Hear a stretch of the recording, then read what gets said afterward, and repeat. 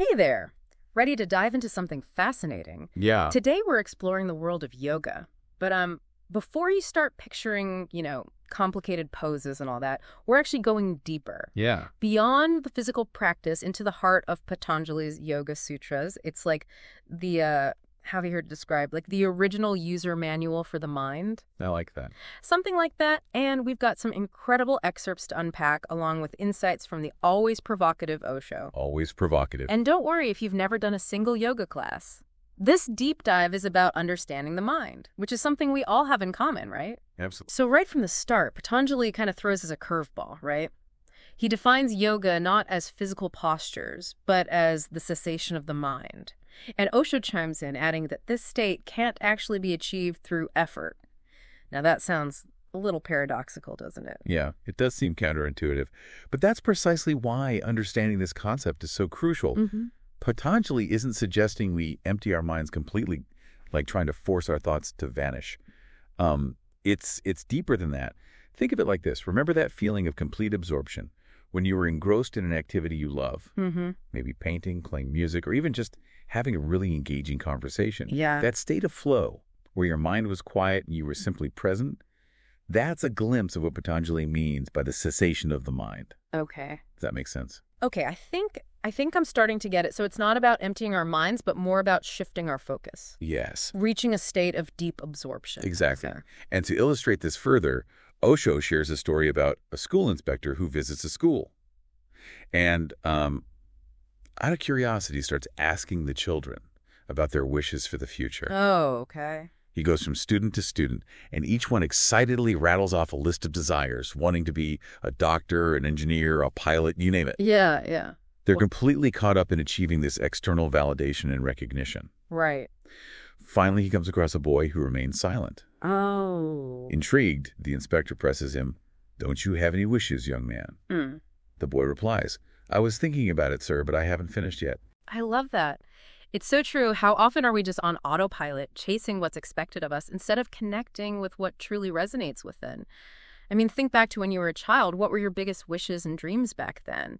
Have those aspirations changed over time? That's a great question. Yeah, and I think this simple exercise can help you kind of reconnect with your authentic self beyond external expectations. Precisely. We get so caught up in striving for external validation that we forget to even ask ourselves what genuinely brings us joy and fulfillment.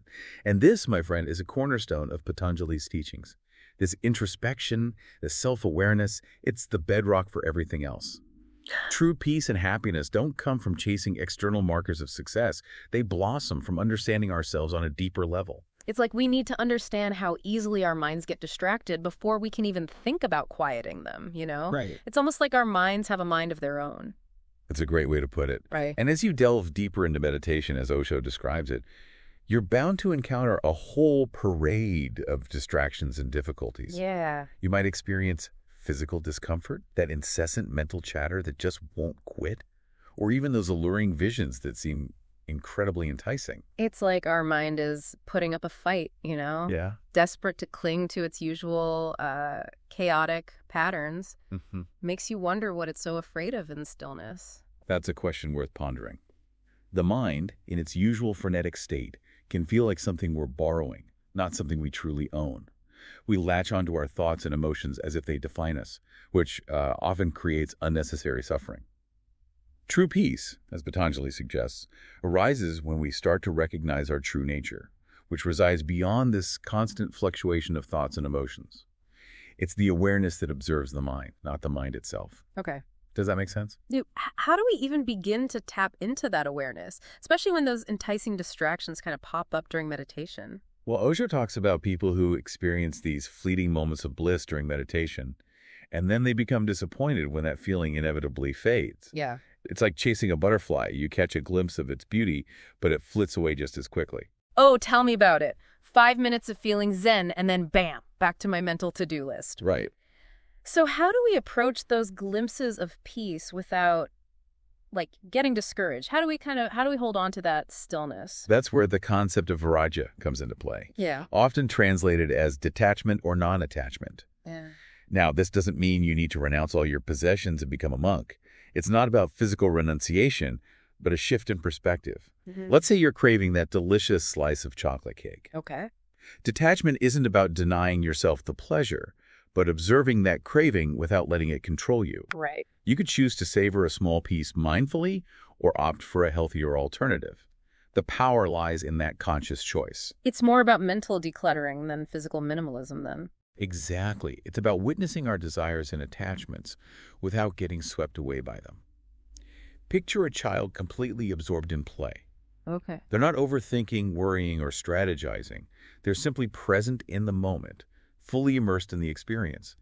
This is the natural state of absorption that emerges when we're not overly fixated on ourselves, our desires, or our fears. That makes a lot of sense. When I'm like stuck in my own head, it's like I'm missing out on the actual experience of life. Yeah. So are you saying that this detachment, this viraja, is the key to unlocking that childlike state of absorption? It's a crucial step.